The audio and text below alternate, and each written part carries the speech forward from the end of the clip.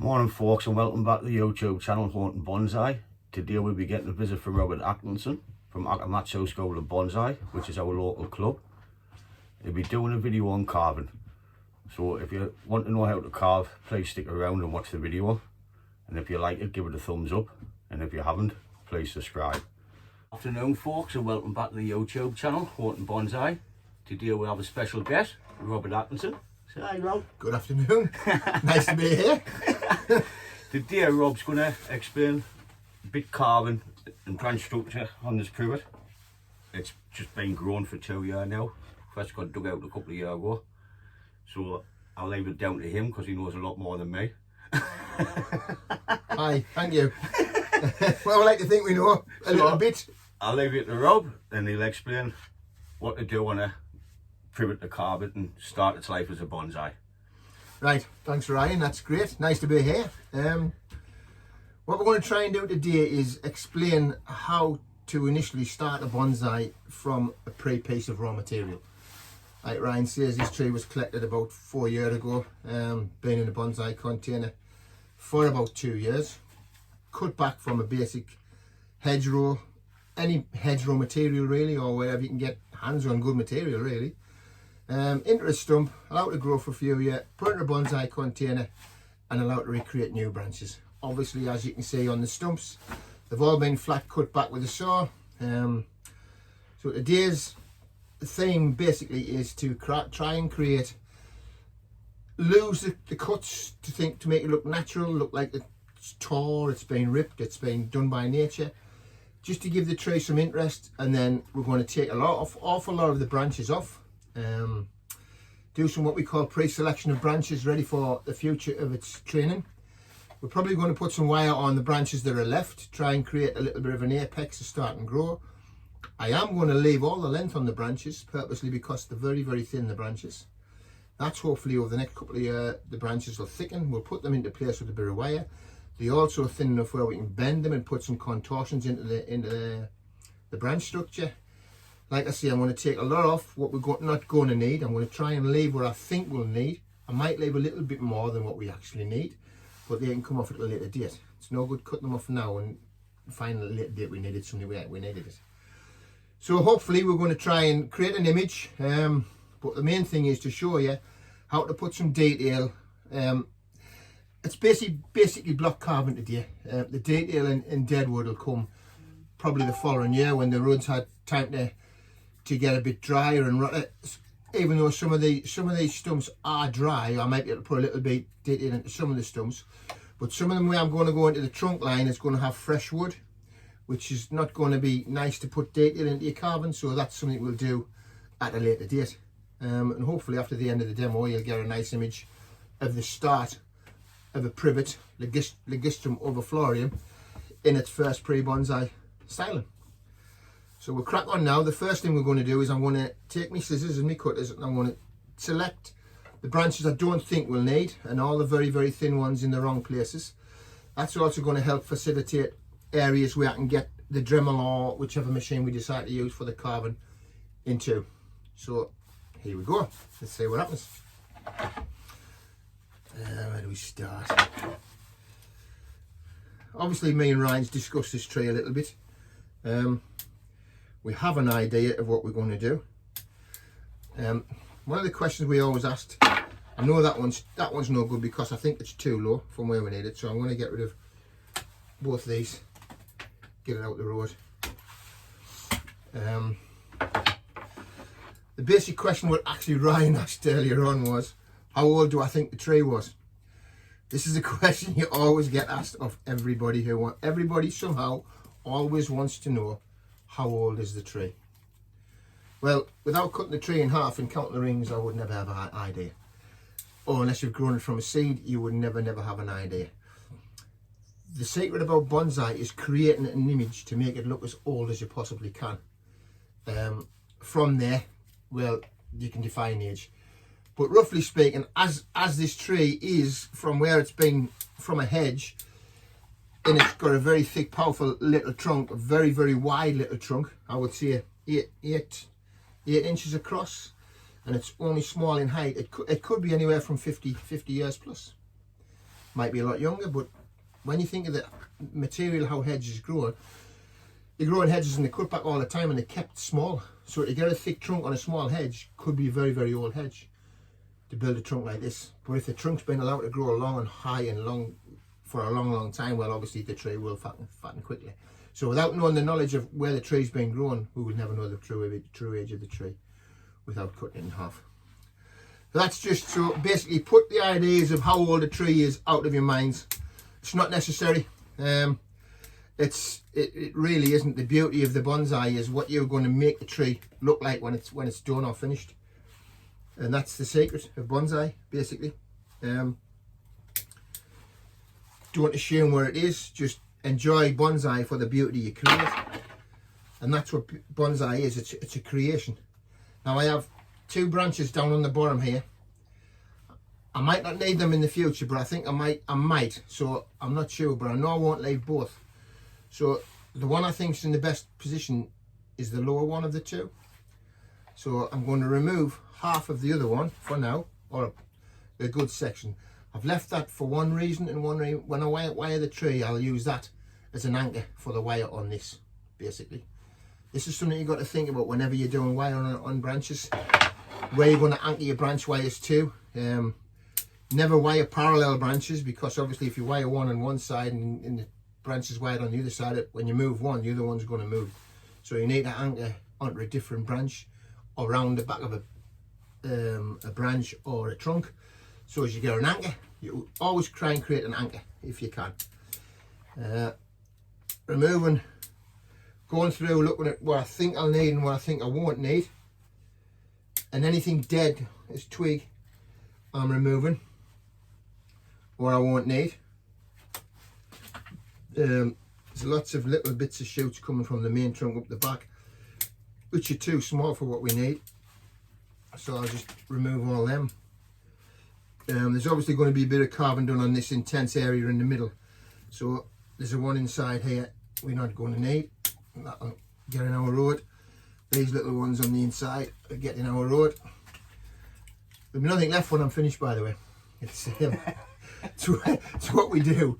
It's not what's left, it's how what's left grows and gets positioned later on and develops, which is what you've got to try and think about when you're doing this as a tree. By the way, Bonsai Bobby's known for nothing left.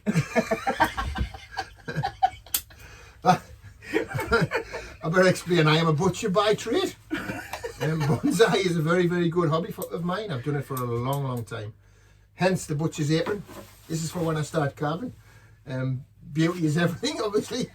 This is basically because when you're carving, it gets everywhere. It's a polythene apron. A lot of the shavings just bounces off and it doesn't stick to your clothes. It might get on my shoulders and stuff, but that's beside the point. When I come to do my hair, I get my lovely Ryoga cap on. Help protect my face a little bit. Obviously the goggles go on, and it helps keep everything off your hair, and you're not brushing your head all the time, basically. So anyhow, that's what it's all about, basically. It's trying to create something from nothing to make what is basically a stump into a finished bonsai tree, but obviously the finished bit comes a lot later. Still looking at what we need and what we don't need. It's on the inside. I won't need that. I won't need that. I think I'm going to carve a lot of this stump away, because the apex of the tree is going to be designed on the heavy part of the trunk, the best part of the trunk. So where that is parallel with that, I want to shorten the height of that. Obviously some of these branches will come down. I might leave one, I haven't decided yet, as a second apex, so we have a lower apex. If I don't think it's necessary, I'll just create a branch coming down. That's on the inside, we don't need that. I want to carve that stump. I'm going to take the inside of that one out. It's all, but bonsai is mainly a thought process before you start. Get rid of what you know you don't need before you start putting things together. And if you're not sure, ask the question. There's internet, there's clubs, there's all sorts. I mean, I run a school of bonsai called like a Matsu School of Bonsai, which Ryan's a prominent member of. We run workshops, we have hopefully we have club meetings because of this COVID. Our first club meeting is Thursday night next week. Hooray! Been a year. It's been a year. It's been a long year, but everybody's in the same boat basically. So, you know, we're going to hopefully get back to normal. There's a junction here I'll try and just point out. There's 4 or 5 branches coming from one junction. Now we aren't going to need all these branches, so I'm going to select what I think we need. I'm going to try and create some space between the branch structure, so you've got not everything's clustered together. There's 2 branches left close together, so I'm probably going to take the centre ones out.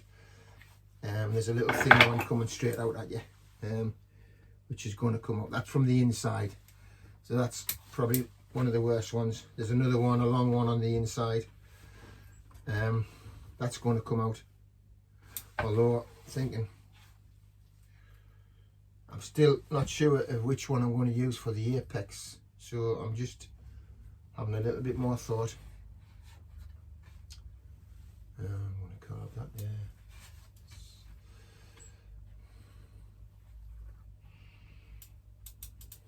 Yeah, I'm going to use the top one. So I'm going to remove the other centre one. So I've removed the 2 from the centre and I've left 3 as a fork. This is going to be my apex. I'm not sure. I won't make a decision until I start putting a bit of wire on and getting some carving into the tree, and then I know where I'm going. I think I've got more or less off what I need to remove for now.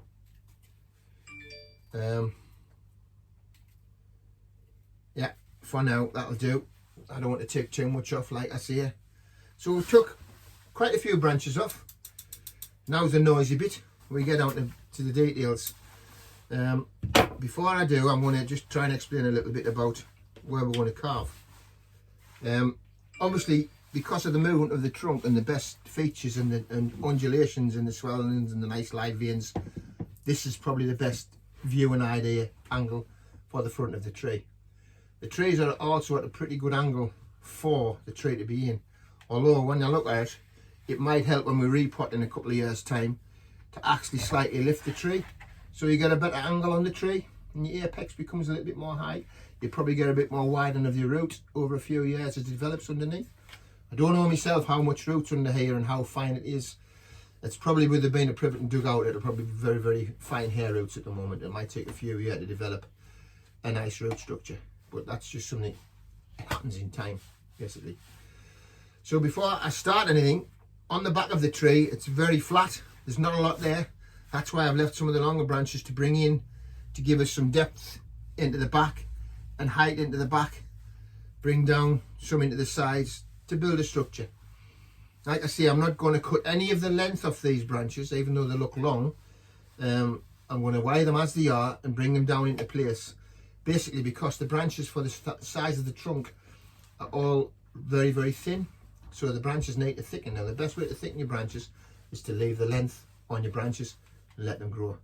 Maybe in a year or 2 years time, when these centre areas, when these closer areas to the trunks have thickened and we have a little bit more back budding in branch structure, well obviously then we'll start taking off what we don't need and building a ramification of branch structure in the tree. We ain't worrying about branch structure and ramification at the moment. All we're interested in is position of branches for the future, getting the carving detail done and start the basic training of the tree. All the rest comes in at a later date. Roots, definition in branches, ramification, that'll all come over the next 3, 4, 5, whatever, however long it takes. So I'm going to explain about the back now. It's very bland, it's very bare. There's a lot of dead areas on the back area, especially where the stick stumps come from. But there's also some live veins, which I don't want to disturb, because privet also rots very fast. So I don't want to try and... The live veins helps to sustain the strength in the tree even though it rots. So you've got to try and take out as little as possible. We will be taking a lot of wood out, but try to leave as much live vein as possible to help maintain the strength of the tree. So what I'm going to do, I'm going to mark, I'm going to try and mark roughly where I want my carving to go up to the edge of the live vein and where I want to run it off. Now there's a back section which I'm not sure what's alive and what's dead, which is in here. So what you do is you take a sharp tool and you cut into this branch, and you see if there's any live tissue. Now straight away we actually do have live tissue, so that dead is only down to this area here. That's probably better for me for carving the tree. So I can now ignore the first mark I put on and come a little bit closer so I can keep a little bit more live vein. But I'm going to make the carving so as I can just make a little teardrop in the tree to try and keep as much live vein as possible to keep detailing. The marker's not very good, to be honest with you. It's a bit dry. Missed the fourth. I'll have a look for another one, mate.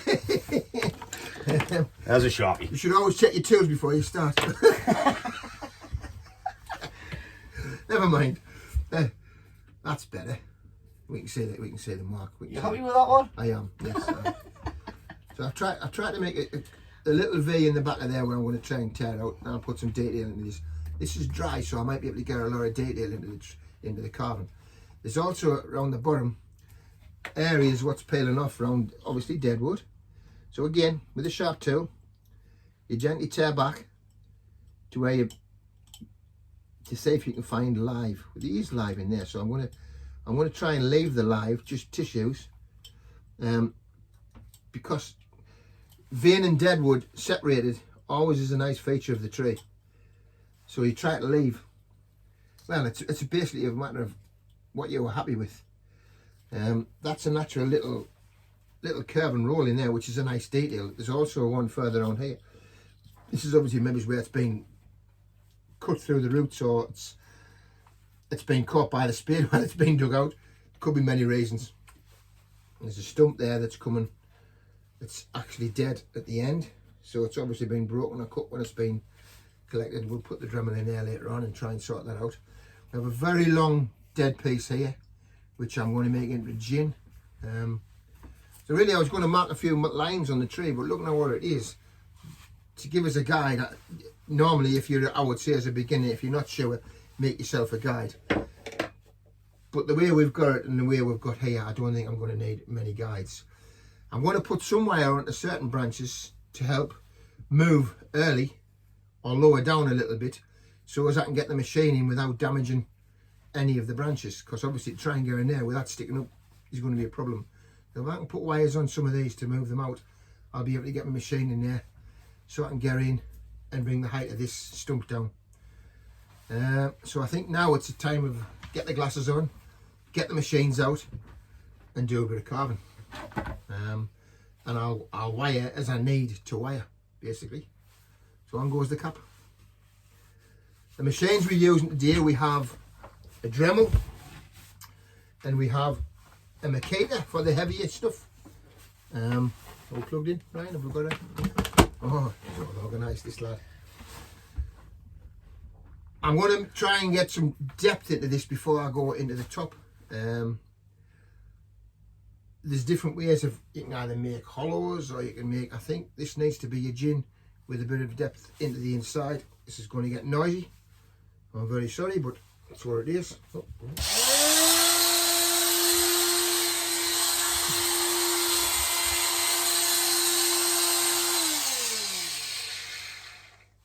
Sorry about that, I forgot the most important thing. Safety. Get the glasses on, protect the eyes, and we're away.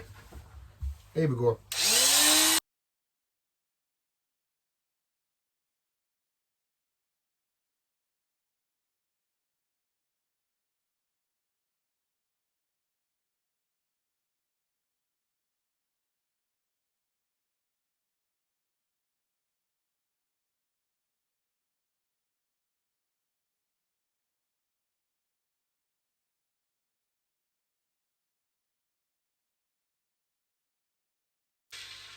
Hard, isn't it? It's very hard, so it's a good sign. What I'm going to do here is, I'm going to, where this thick part is, I know I want to take a lot out, so it might be easier for us to remove some of the wood with some of the cutters. It's a better cutter. Because I know I want to tear down a little bit. I want the detail on the outside where you can see the detail. On the inside I want to tear it down, so it's best to maybe create a little bit of It is very high, so it's obviously been aging for a canny bit on it. well, it has that, which is good. Helps. It gives you more detail in your carve. It's a lot easier to carve new wood, isn't it? It is, but the thing with new wood, you've got to let it harden before you start treating and putting the likes of, well, wood hardeners on. And must stress, certain trees with dead wood, you must protect your dead wood because of rot. Privets, escalonias, portentillers, they all like are very soft woods. All softwood trees have to be treated a lot on a regular basis. Otherwise the rot is just phenomenal. Elms is another one known for fast rotting. The ones with the good wood for not so much treatment is the likes of yews, maybe junipers. Conifers are generally okay for not too much rot. You will get rot, but not as much as what you would get in the likes of privet or escalonia. Olive's a hard one, isn't it? Olive's very hard wood, yeah, but in our climate, olives are not that good in our climate, and we get too much wet, too much rain. But privet is one of our very, very good species. The only problem is it rots very quick. This is only going to help us create a bit more detail faster in the carving. And natural tears are always better. I've cut that there and it's dead soft, so that's obviously rotten quite a bit. It's really, really rotten. That might actually tear away completely. I'm going to try. It's just breaking away. That's how soft that is. So that's going to be left as a stump or a little bit of a hollow when we get that off. That's how easy that came off, and that was a pretty thick branch. There's another branch here which I want to try and leave as a little gin, but I want to shorten it. I'm going to try and break it without breaking all the way down, because I want to leave it a bit of wood on it. That should do. Right, get this machine back in.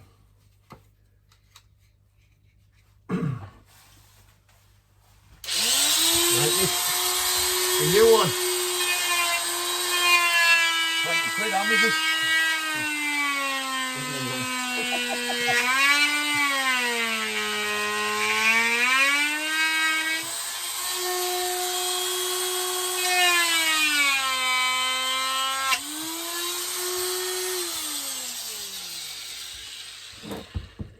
I think your bit's a bit blunt, Ryan. I'm going to try something else. Put my drum. I'm going to try my drum. It might be a bit easier. I've got a bit here that's supplied. I think it's. Hold your fingers because it's turned on. I think it's Chris Skies who supplies these. I got this to a friend a few years ago. I'm even forgetting the name. But they're very, very good bits. It's got 3 little cups. I'm sure somebody will come on here and tell us where it is. I forget, my memories. I'm getting old. Anyhow, this carves and it gives you detail as well. I use a variable speed drummer where you can control different speeds. It's a lot better to use. If you want to slow down, you can bring it down. But you can get more detail in with this kind of bit.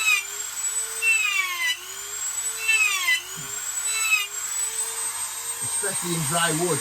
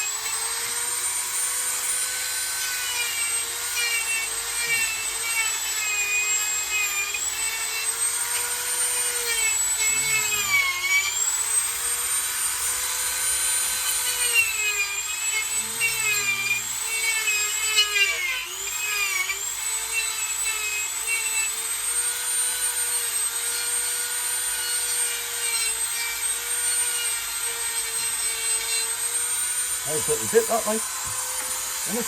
Very good, very good. I don't recommend them. I can't remember the name of the bit. I think it's a guy called Chris Guy from down in the, I think he's down south somewhere.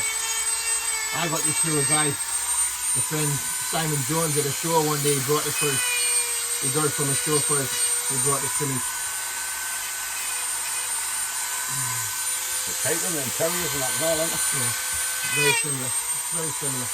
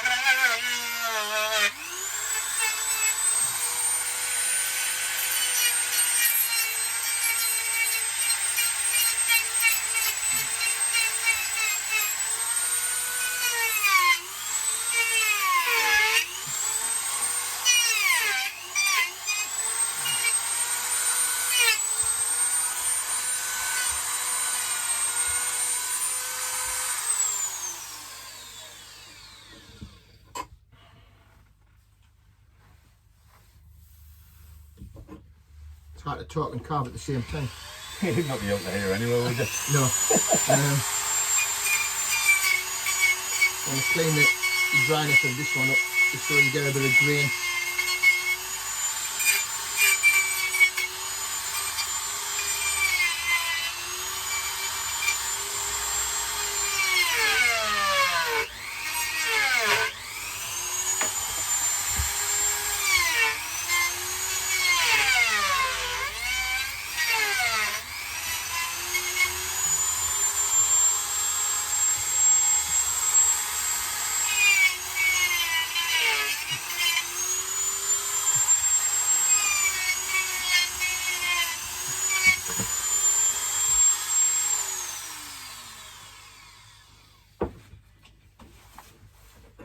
Featured in a book carving, aren't you, Rob?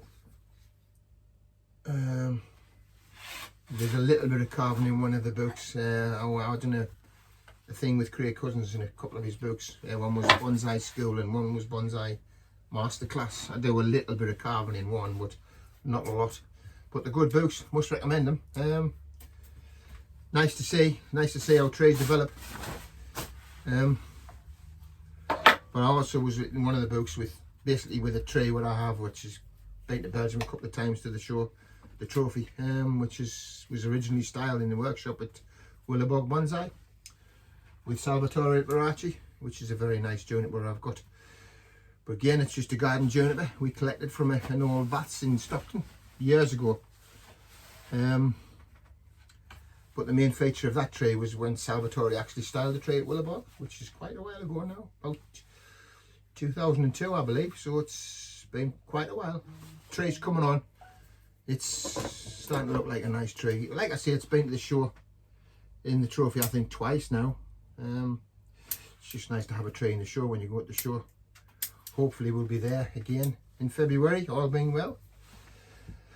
But whether anybody's taking trays from the UK or not is a big question because of all this Brexit crap, which I'm not going to really talk about because it's not my cup of tea.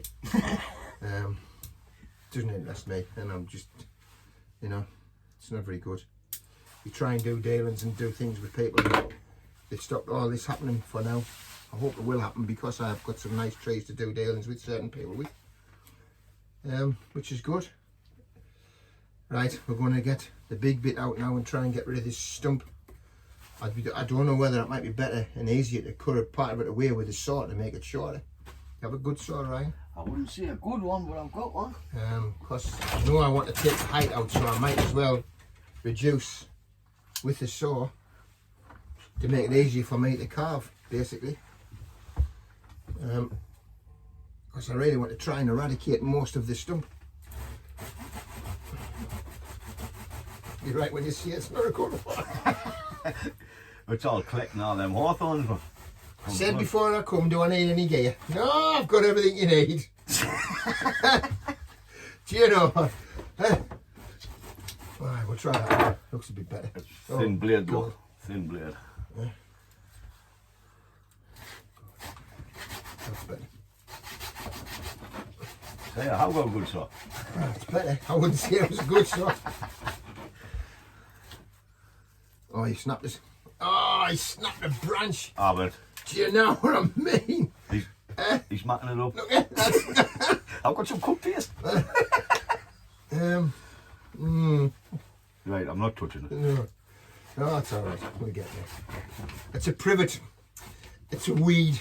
They grow anywhere. So if we do make any mistakes, not guarantee if you leave it for a couple of years, it'll grow out anyhow. I can't get it with the saw properly, so I want to. What else have you got? It's got like handle on this one, though, it's snapped. It's the shortness I need. That might be better. It's not getting.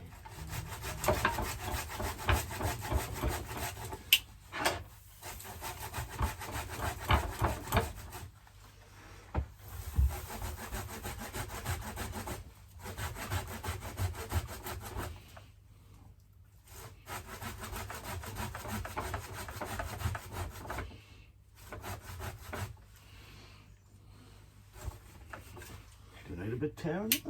In a minute.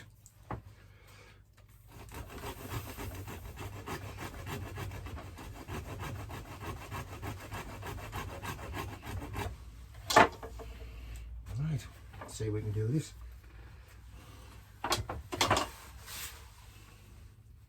Oh, clever lad. I was looking for a chisel to put behind it. That's better. That's fine. Right. Here we go. We're going to need tape. But that might be an important branch, that's all. Sparky still. I'd like to try and keep it alive.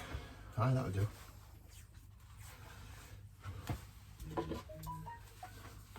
Just good there, that'll do. I just want to try and protect this branch a little bit because it might be an important branch. And if we do have to regrow it, it'll take a while. So if I can protect it, I will.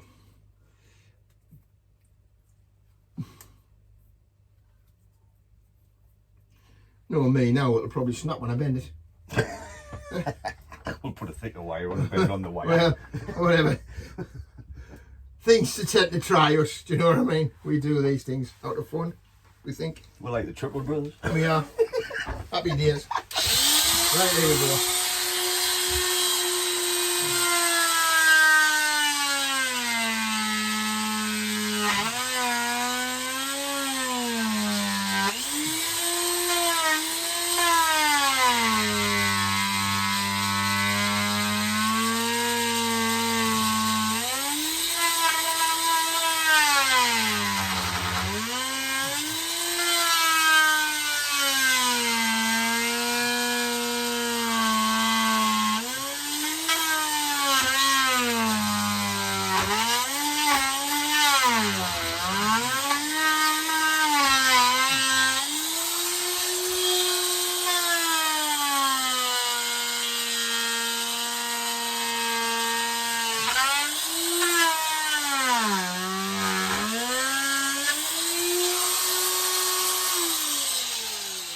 Say when the cutter's turning, couldn't it? I think it needs something that gets burning. Plan B. Where's me the case? That one. Oh, the little silver one. Oh, that one.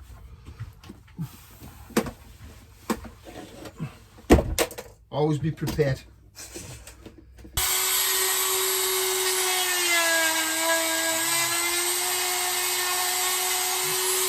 Start too,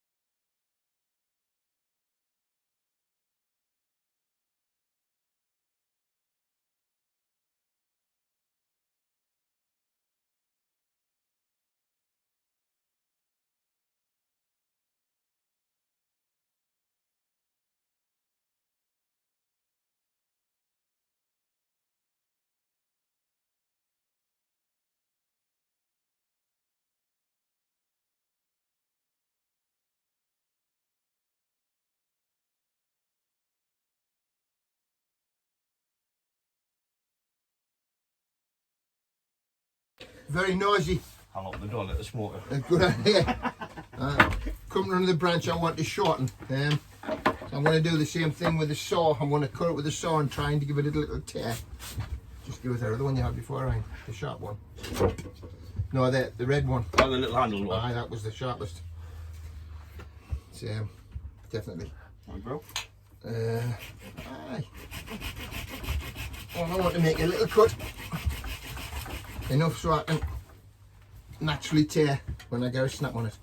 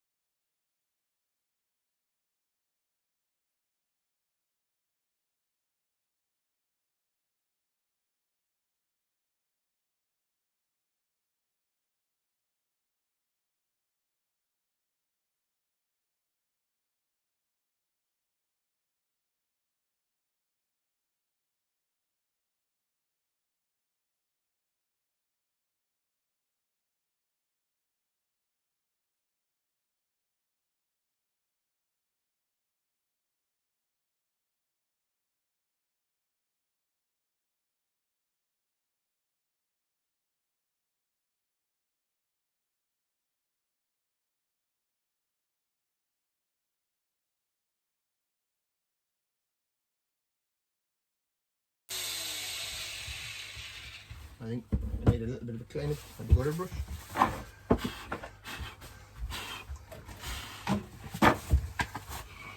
Good lad.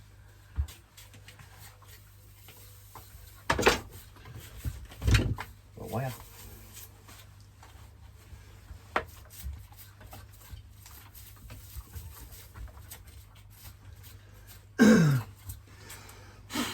Oh, nice.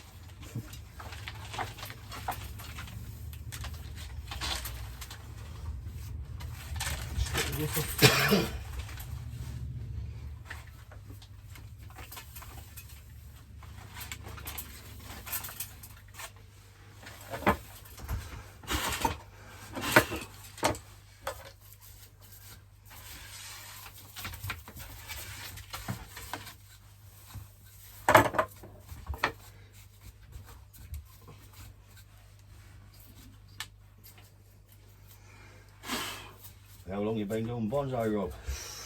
There's a burning question. That's the $24,000 question.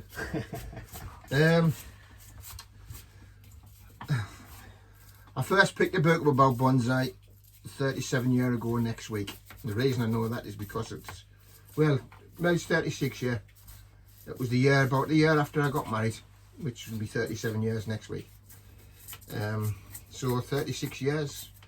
But I've always said to people when they ask us the question, I wasted my first 6 years not knowing what I was doing, thinking I was learning from a book, growing twigs in pots, because that's what I only ever grew twigs in pots. I followed a few different things. One of my first books was Harry Tomlinson's book, and Dan Barton's book. Yeah, that one, the complete. That's probably one of the best books in bonsai. And I had a Dan Barton book, which was also a good book. And just continued from there. But after 6 years, I found out there was a club near where I lived, the North East Bonsai Society, which is now a shame is no longer in existence. But we have another couple of groups in the North East. We have the Tees Valley Bonsai Society. We have the Matsu School of Bonsai. We also have Willowbog Bonsai Nursery, which does a bonsai chat day. I think it's the first Saturday of every month still. I know with the COVID, I don't know whether Peter's been open, but I believe he's back open again, and he does a bonsai, what he calls a bonsai chat every first Saturday of the month, where people can take a tree along, and it's all free. But he also has guest artists where he runs bonsai workshops from. I run workshops from the Matsu School of Bonsai, and we're based in Seaton in Seaham. Tees Valley's based at Norton, a little village in Norton, in the northeast, so Teesside. So we have a pretty good wide variety of people around us where people can learn. I have a lot of people come from Durham, Newcastle, Teesside, all over basically, which is good. And like I say, the first 6 years I wasted growing bonsai until I discovered a club, and then I realised that you could go and collect large trees with permission, of course.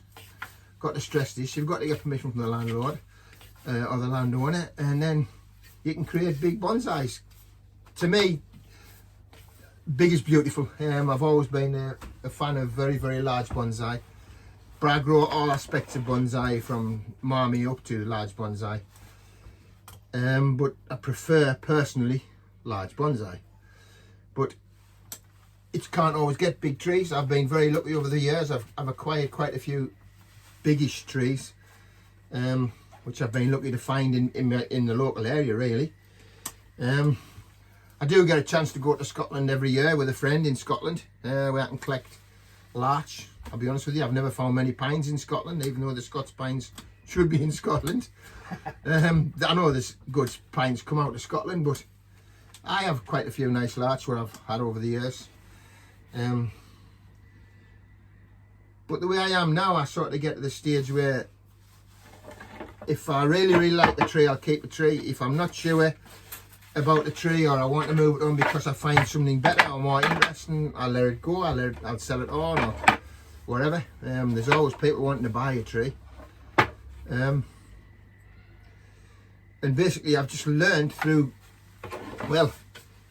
clubs and workshops. When I discovered Willowbug Bonsai, and I found out that Willowbug was getting guest artists, and I'm going back many years, I started going to the Willowbug quite regularly to do work with the artists. I think Kevin Wilson was probably the first artist I ever worked with. Then I worked with the likes of Salvatore, Mark Nalanders, Danny Hughes. Danny Hughes was John Hamby. I've actually done workshop with Dan Barton. Craig Cousins became a very, very special friend. Craig done a lot for me over the years. Encourages put us in his book, a couple of books, which I'm very appreciative for. And he more or less gives us a little bit of knowledge of speaking about bonsai. My forte or my fault was always, like Craig pointed out, I'm from the northeast. I tend to talk very, very fast. Some people don't understand my language. So basically you've got to slow the pace down and try and slow it down. So if I'm talking fast, I apologise now. It used to be. It's just me. But no, and I got a passion for bonsai very early in life, which I'm very fortunate for, and bonsai has become a passion. It's not a living, it's a passion. I do sell bits and pieces now and again. I run club workshop, but the club's all about teaching people about bonsai, the likes of people like yourselves. That's where I get the pleasure from. If I know I can interest somebody in bonsai and get them to join a club and know they keep doing bonsai for a long, long time, that makes me happy. That's my niche in life. And having nice trees around us at the same time all helps. So I hope that's a little bit of inspiring. Oh, you won the new talent. Well, that was years ago. That's what kicked me off really a lot to form a club, because I won the British New Talent competition in the year, well, it was 1999, but it was classed as 2000 because the European final didn't happen till Arco in 2000, where the final for the British competition was 99. I went on to Arco for the European final, which was won by I'm forgetting his name now. Pius, not as understood. I think he was a German guy or a Swiss guy. It might have been a Swiss guy, but he's also a very, very good artist. You don't hear him very much now, but he is a good artist. If I think of his name, I'll tell you later on. But no, it's not about being an artist. It's the passion of bonsai and creating nice trees and making things nice. I've met a lot of friends over the years. I go to the Belgium show every year in February, well permitting this COVID crap. I nearly swore there, but never mind. It's just been horrible. And like I say, I've met a lot of friends over the years. I've done a lot of dealings. I brought a few imported trees which I can't get in England. I got a Sabina through a friend. I'm in the middle of getting hopefully a little bit of a deal with Mrs. Tenberger. All being well, dropping a few names there, but again, that's all on hold because of the bloody COVID climate. But yeah, I think if you get really into bonsai and you want to go and see something nice and get some nice trees, and you want a place where you can buy good stuff and good materials and have a really, really good choice, a trip to Belgium for the trophy is, in my opinion, the place to go. We haven't had enough shows in the UK. Tony Tickler's managed to create a few, which has been great. I'm only hoping Tony's going to continue the idea. I keep getting told, why can't we create one in the North East? I have the same problem as anybody else. It's finances and finding a place. It would be nice, but it's not as easy as it sounds. Maybe one day it might happen, but until then I'll continue going to other shows and supporting other shows, taking me trees and hopefully letting people see what I like. And that's what it's all about. But if you want to learn, the best way to learn is go and join a club. Get some proper advice. So if we've got any viewers in the North East, pop along. Yeah, our first meeting since COVID is Thursday night. It's at Seaton Community Centre. It starts around about 7:30. And anybody's welcome. You can come along, have a chat with the members. We actually have one of our members is doing a little talk on, I believe it's maples this time. So if anybody's interested in maples and you want to come and have a look and have a bit chat and get some ideas, feel free. Everybody's welcome. Right. You're not making a better bunch of lads. No, good lads, everyone's a good lad. And women. And we have one or two women. Ah, well, women lately. We have an amazing potter who I'm sure in time you'll see her work for sale on sites or at bonsai shows, because she is very, very good, very artistic.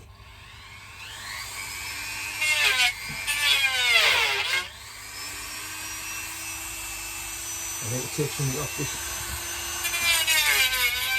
So we'll do.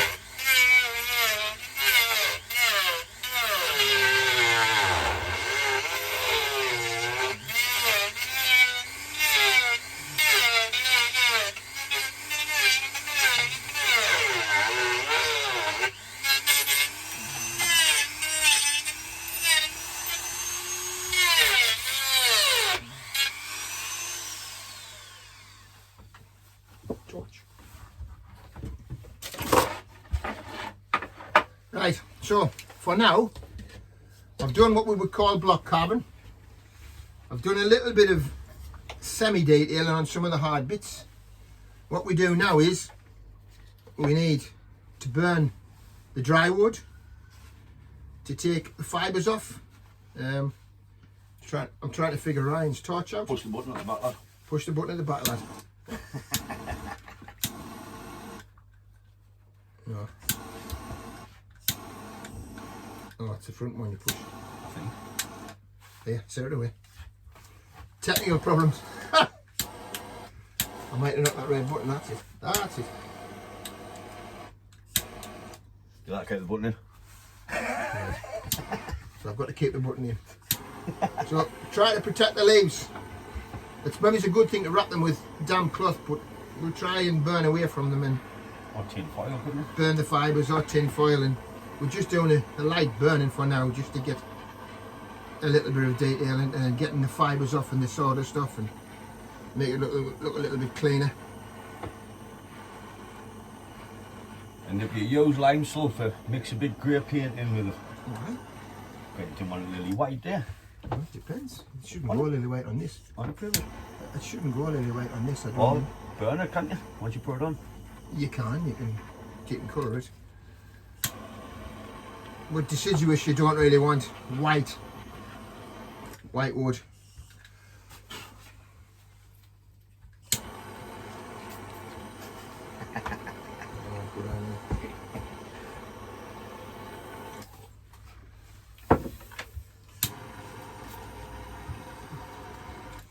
No, don't wet it until I've brushed it. I'll just put them out. Alright.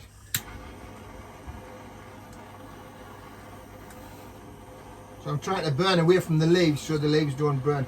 You sometimes scorch a couple of leaves and they go a little bit brown, but as long as you've got live buds, it's generally pretty safe.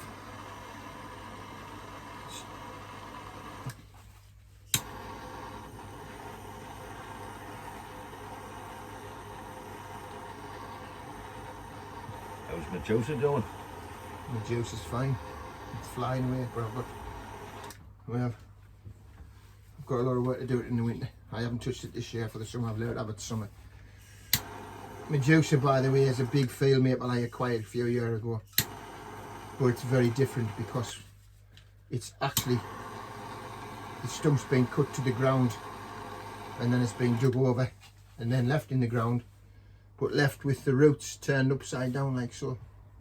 So where the roots were in the air and the roots on that's been left in the ground are there, the roots on the top, what was left as a stump, has produced branches.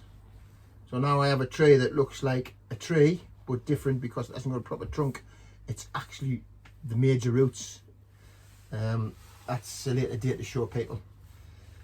It needs a few years yet, but it's coming on. It's very, very different. It certainly isn't what people would call a bonsai. It wouldn't fit in the shed, would it? And it's nearly as big as me. And I'm only a small person. Rob. Coffee frozen, man.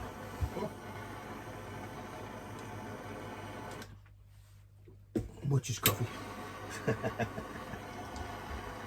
I don't want to burn the life out of the tree. I just want to, like I say, get rid of the rough fibres for now, and then leave it for a year or so and let nature take its course.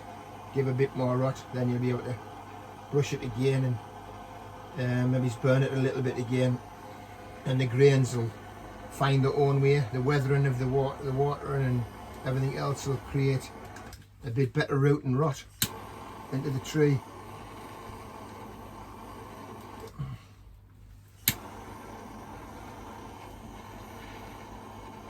All I'm really doing is taking the edges off where you can see the carving tool marks, just to help lighten the tree, give it a bit of detail.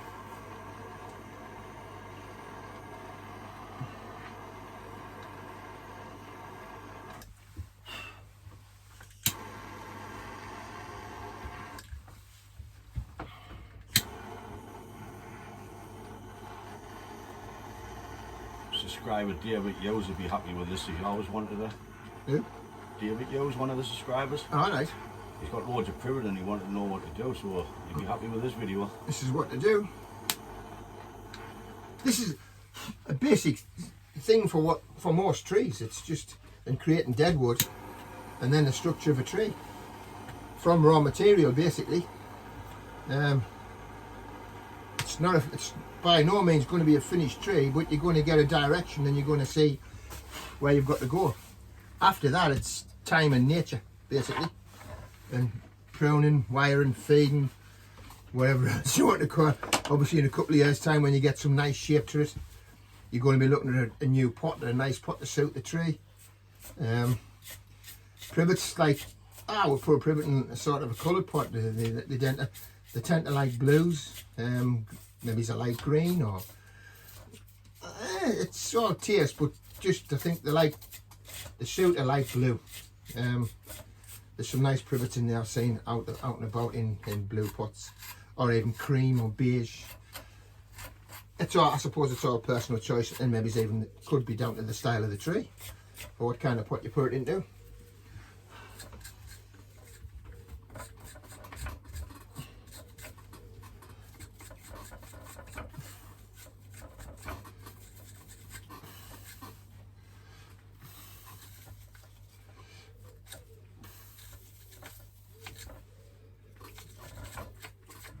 Totally changed the look of it, hasn't it? It's getting there. See, when we get a bit of shape into the branches, it'll start to look like a tree. See, all the burning is done is just put a little bit of a grain in. There's a little bit, because this was a nice piece of dead stump, you can see there's a bit more detail into the tree. But when there's been thick, wide stumps, all I'm doing is like creating hollows and little fissures, and just as nature would do. create a break and a rot and take it away. And it's basically, you're trying to just emulate how a tree would rot in nature, just to try and give it a bit of interest, a bit more detail to the structure of the tree. So now we're going to spray the wood with a bit of water, and Ryan's going to put a little bit of lime sulphur on while I nib to the loo.